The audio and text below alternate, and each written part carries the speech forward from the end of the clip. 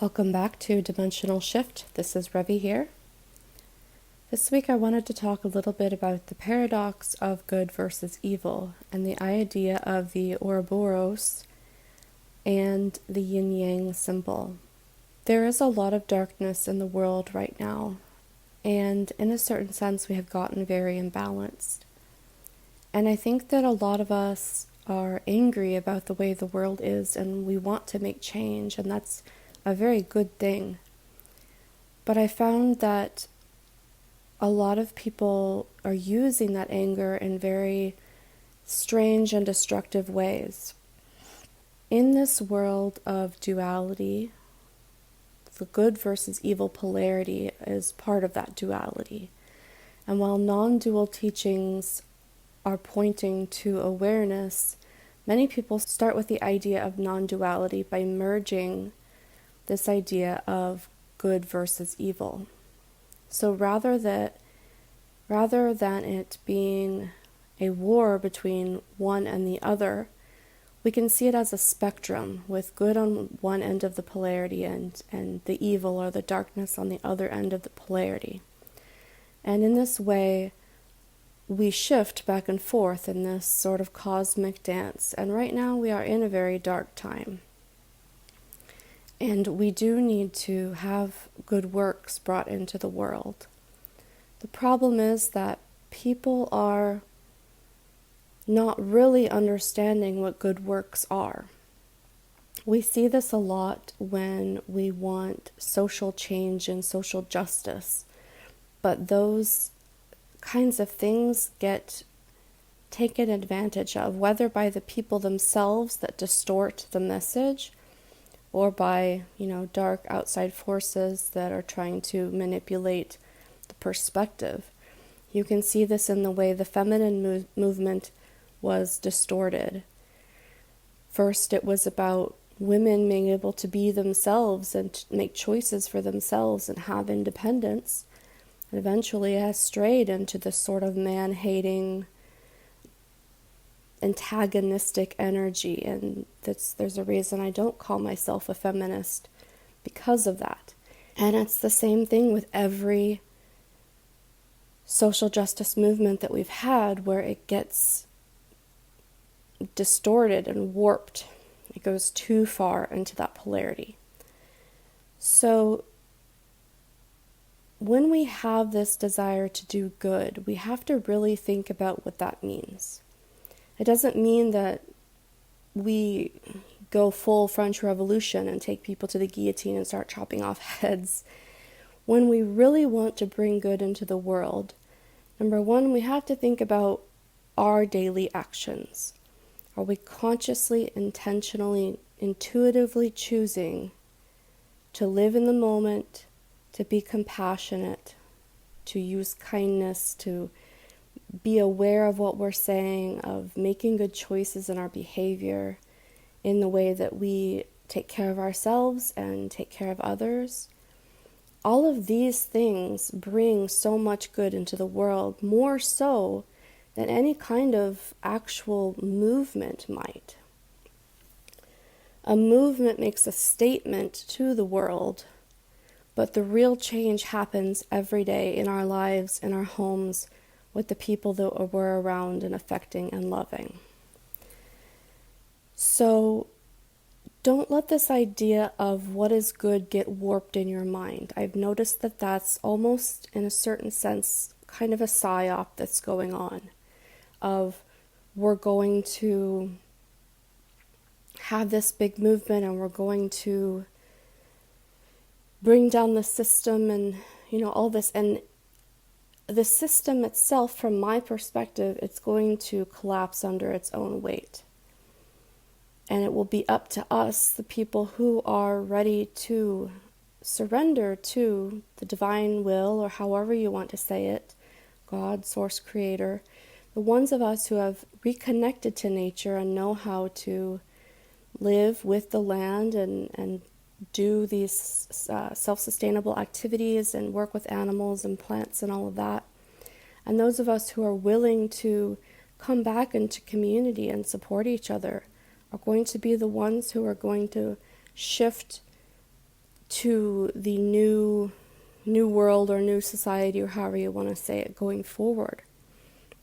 It's going to be a matter of skills and knowledge and compassion and trust and all of those things that we talk about. The good versus evil duality or polarity, it's an Ouroboros. It's the snake that eats its own tail. It's also the yin-yang. In a certain sense, it's inescapable because we do live in a dualistic world, a world of polarity. I don't think this is necessarily all worlds. I think that there are absolutely places that those laws don't apply to, but the law of polarity does apply here. And so when we have this polarity of good and evil, the problem is we can go too far with the idea of good, and it circles right back around into the idea of evil. That's the Ouroboros.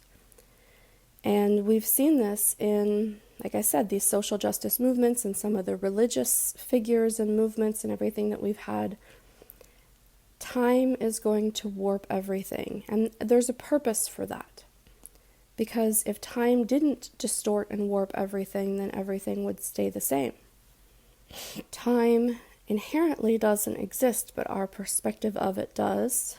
It may change daily or moment by moment, depending on how in the present you are.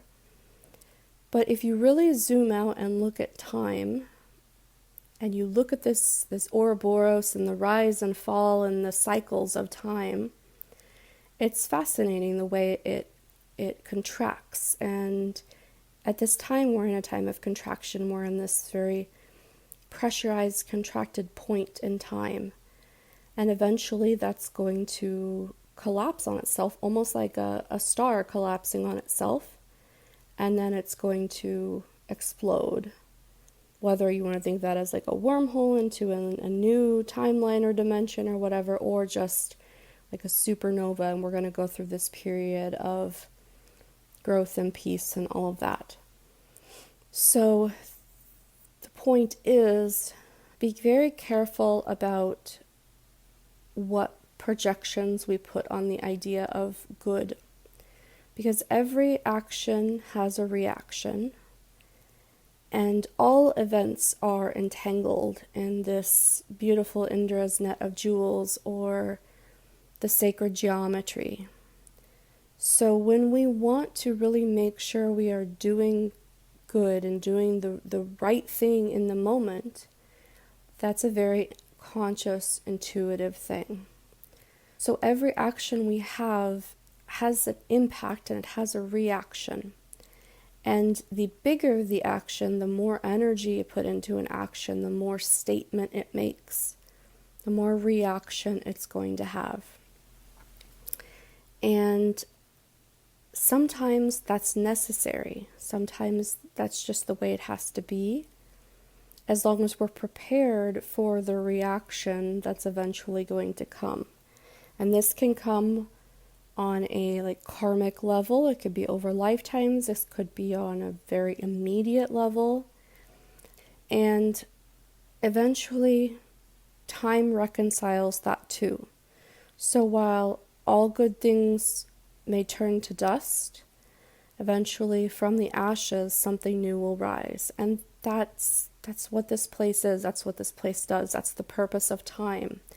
Is these periods of growth and decay and growth and decay. And we see this in the seasons. We see this in the cycles of life. It's just part of it. So I really want you to think about what good is, what being loving means, what actions you can take in your daily life to bring joy to people, to bring joy to the world, to bring love into the world, to listen compassionately, to show yourself compassion and kindness. There's all sorts of ways to be life-affirming. I think of good as life-affirming rather than destructive. And if you want to think of good versus evil, we also have creative versus destructive energy. It's a different kind of way to say the same thing. It just takes a lot of the judgment off of it. So if we have a creative energy, we're bringing something into the world. And we can actually see how we are discouraged from doing that. We have all of this very logical life, and it's all very boxed in and squared, and you don't want to think outside the box. And the system wants us very limited and compartmentalized. They don't want us creating. You can see there's been like this war on art, and you have to be rich to be able to even afford art supplies, and writing and podcasting is basically talking to the echoes in the void on the internet. How many people really listen? How many people really read? It's very difficult to get your name out there unless you're paying for advertising. Organic growth is basically dead. And we've had sort of this war on allowing people to create. And that's a destructive energy. And that's why this destructive energy is also, in its own sense, good. This destructive energy that we have going on right now, if we can stay outside of it in an observant sort of way, we can watch this destructive energy and the way it's going to bring down the system and the complex and everything that we are suffering under. Now, does that mean that we aren't going to have to be prepared for when that happens? No. I've been thinking about putting together a think tank and discussing with some people about mutual aid groups and having places where people can go, if a city goes sideways or the grid goes down or whatever it is, having some places where people can go and having some transportation available in case we end up with another Holocaust, these kinds of things, and people who are willing to really step up. And I think that that's a big thing that we need to look at too, is right now a lot of people are comfortably uncomfortable. That means that they're uncomfortable, but they're not so uncomfortable that they're willing to do something about it. And this has been kind of a slow decline and a slow decay of our values and the world and our society at large and just the way we live. And it's been going on probably, I don't really know, in America maybe 200 years, but worldwide, much longer than that. But COVID really woke people up because it was suddenly so uncomfortable that we were like, whoa. And I think it had a larger reaction than they were expecting.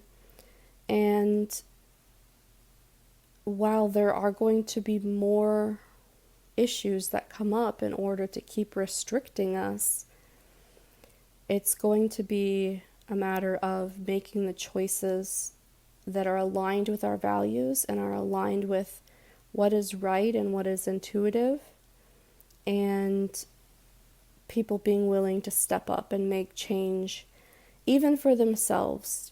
Boundaries, saying no, and it's going to be a difficult no. It's going to be giving up things, giving up comforts in our lives that we don't want to give up. But that's what it's going to take going forward. That's what's going to be needed going forward for those who are looking to come out on the other side. I also want to make a note here that death is not to be feared.